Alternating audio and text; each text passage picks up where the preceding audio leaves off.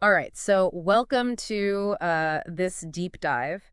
And today we're going to be looking at the Bible, but not in the way that you might think. We're going to be using this video from the Bible Project. Yeah. It's called The Story of the Bible, what it's about from beginning to end, hmm and kind of get like a bird's eye view of the whole thing. I like this video because it gives a really good high-level overview Hi. without getting bogged down in the Yeah. details and some of the theological debates that Yeah. sometimes come up Yeah. when you look at this text. So we're going to start at the beginning. We're going to start in Genesis with creation. Yeah. And this is one of my favorite parts because it's just like God creating the world, and it's so Yeah. visual. I love how it's described as this garden. Yeah, it's really beautiful imagery, this transformation of chaos Yeah. into this beautiful garden. Right. And then right away we're introduced to humanity, or Adam, which in Hebrew, that's not just a name, but it means humanity. Oh. And so that's a really important thing to remember. Oh, that's interesting. So we're this created order, humanity, Yeah. made in God's image, which is mind-blowing Right. to think about the implications of that. It means we have this capacity Yeah. for creativity and responsibility to rule, to partner with God. Yeah, it's this huge Yeah. responsibility Yeah. that we're given right from the start. And then comes that fruit tree. Yes, that's where things get really interesting. That's where things get really interesting. And this is one of my favorite parts of the whole Bible because it's like this choice that's presented, and it's so relevant to our lives today, even, thousands of years later. Absolutely. Do we trust God's definition of good and evil? Yeah. Or do we want to kind of Take control. take control and define it ourselves? Yeah, I mean, isn't that the story of humanity? Is that a lot of it is. our lives, really? I mean, on a daily basis, like how much do we try to Absolutely. be in control, Right. make our own decisions about right and wrong, Yeah. and define things for ourselves? Yeah. And so what happens when we do that? What happens when we make that choice to kind of Yeah. go our own way? Well, Genesis doesn't shy away from the consequences of that choice. Right. So, I mean, you've got suspicion, you've got broken relationships, violence, That's familiar. all these patterns Yeah. that we see play out over and over again throughout history. In the world and even in our own lives. Yeah, and our own relationships. Yeah. It's like we're constantly trying to define Yeah. good and evil for ourselves, and it never really works out. And we see it, like you said, we see it throughout history. Yeah. And one of the examples that they give in this video is Babylon. Oh, yeah, Babylon. And what's interesting about Babylon is Babylon is fascinating. they completely flip the script on They do. good and evil. Yeah, so what do you mean by that? We'll explain that. Yeah, so Babylon was known for its advancements, its sophistication, its culture, Right. but it was also incredibly ruthless and oppressive. Right. And so their kings actually saw themselves as gods, Oh, wow. entitled to rule and dominate over others. And their entire societal structure was really built on Right. exploitation and oppression, which is the very opposite Yeah. of the kind of harmonious world Right. that God intended. Right. So it's like they took this idea of Right. defining good and evil for themselves Yeah. to a whole new level. Yeah. To this terrifying. Terrifying. And it's really a reminder of what happens when Yeah. power goes unchecked. Exactly. When ambition and self-interest Right. take over. So what does God do? Yeah. God essentially hits the reset button, right? That's right. Scatters humanity. Scatters them. It's like saying, okay, let's try this again. Let's try this again. But this time, Hopefully you'll learn from your hopefully we've learned something. mistakes. Right. Yeah. And that's where we get Abraham and Sarah. Right. Right. Yeah. So we move from this big picture Right. of all of humanity to Right. this one couple. This focus on this one couple. Yeah. And they're chosen to birth a new nation, Okay. a people who are supposed to do things differently. It's like a fresh start. It's a fresh start, a new A beginning. new beginning. And you think, okay, Yeah. maybe this is it. This is where it's going to change. Right. But even with God's guidance, they Yeah. still They still fall into the same traps. fall into those same patterns. They make the same mistakes. It's like, are we doomed to just Oh. repeat history? Are we doomed to repeat history? Yeah, it's such a human story, right? No. We have these good intentions. Yeah. And we want to do the right thing, Yeah. but we keep tripping over Right. our own flaws and our own selfishness. And even the best of us. Yeah, even the best leaders within Abraham's lineage, Yeah. King David, for example, Right. he falls prey to temptation. Right.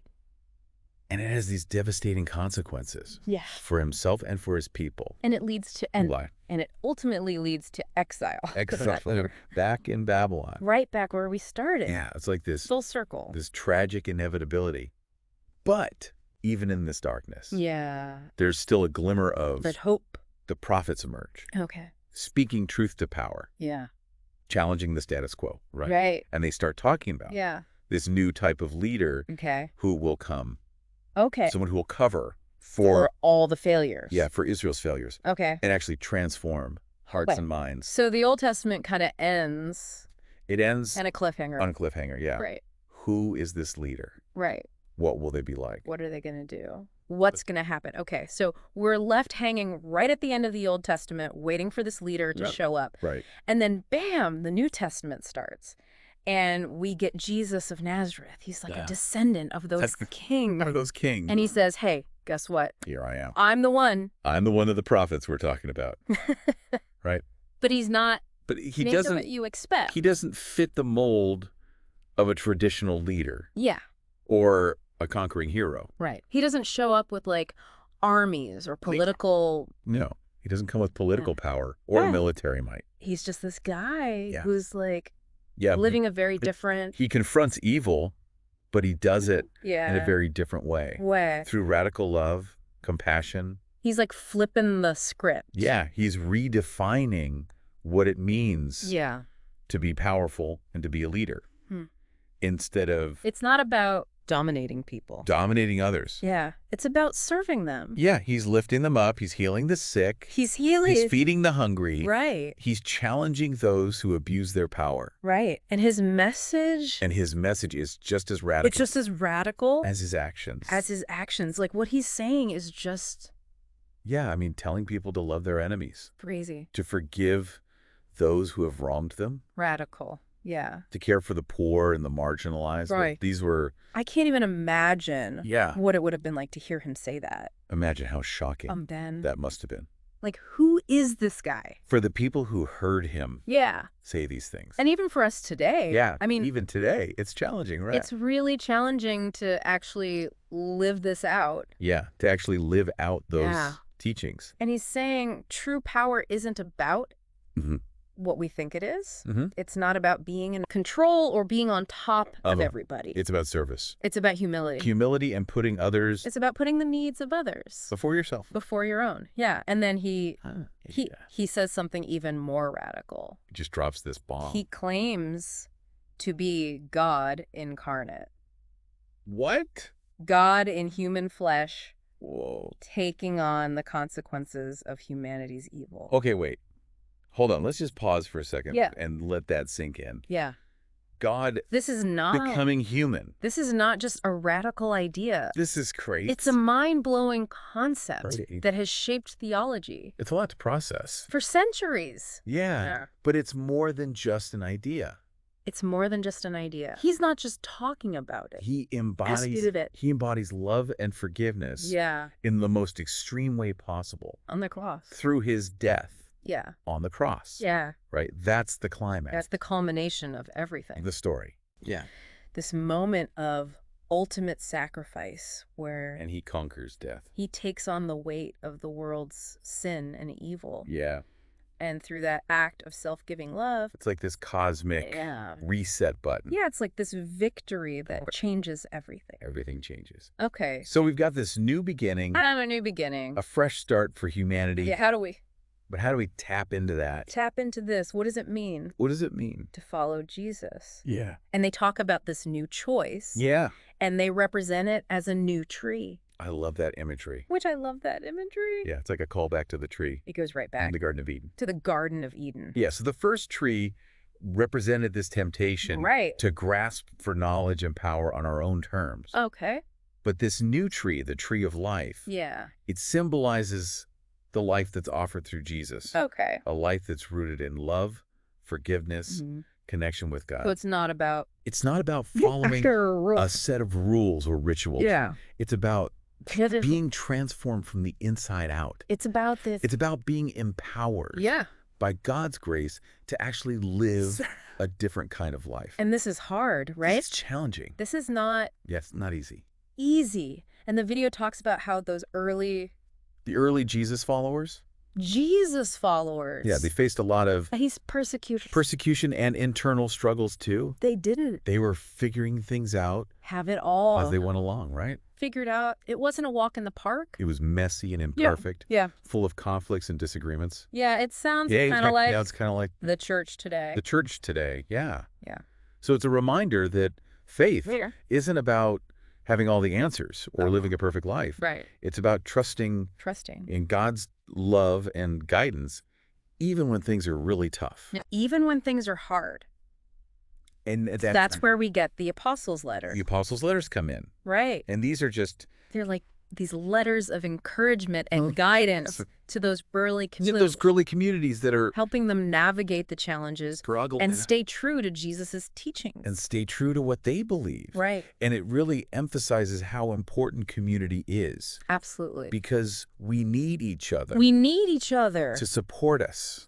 We can't do this. to challenge us, to hold us accountable, And it's to like- remind us of the truth Right. when we get discouraged. Yes. So, so the story doesn't end With Jesus' death and resurrection. with just Jesus' death and resurrection. It continues. It continues with the formation of these new communities, Right. these pockets of hope and transformation Yeah. spreading throughout the world. And ultimately it ends with this The Bible ends with this vision of a... incredible vision Sure. of the future where everything is made right. Yeah. Evil is eradicated. Everything's Humanity lives in harmony with God and with each other. perfect. It's not just a happy ending, though. Yeah. It's a call to action. More than that. Right. It's an invitation Yeah, it's like saying... to participate Hey. in bringing that vision to life. Do you. The story is still unfolding, Yeah. and we each have a role to play in shaping its outcome. This is our story now. Yeah. Man, that was Yeah. really something. It's a lot to take in, right? It is a lot to take in. Yeah. It's amazing how this text I know. that was written, Yeah.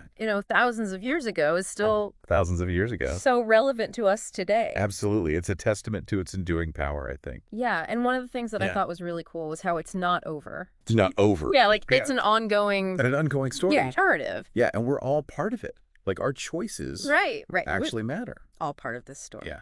It's pretty amazing to think about. And for me, one of the biggest questions Yeah. is this whole idea of God becoming The incarnation. human. Yeah. Like, I don't Huge implications. know how to even Right. wrap my head around that. Yeah, it challenges our conventional notions of God. Right? Really. We tend to think of God as distant and all-powerful. Right. But the story of Jesus presents a God who is intimately involved in human suffering, who chooses to Right. experience the world Right. from our perspective. So a God who God of empathy and compassion, yaks us. a God who walks alongside us Right. in the midst of our struggles. Yeah. And so it makes Yeah. God seem so much more It makes God more relatable, relatable. more accessible, I Yeah. think. Right. Yeah. And if God is willing to do that, to come down here Mm-hmm. and become one of us, Mm-hmm.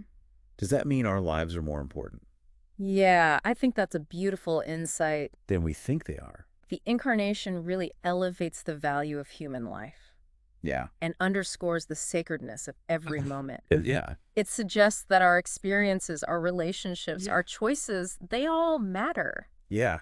in And the grand scheme of things. insignificant. Yeah. So as we're wrapping up this deep dive, Yeah. I'm left with this feeling of just like Mm-hmm. awe and inspiration, Yeah. but also a feeling of, Mhm. okay, so now what?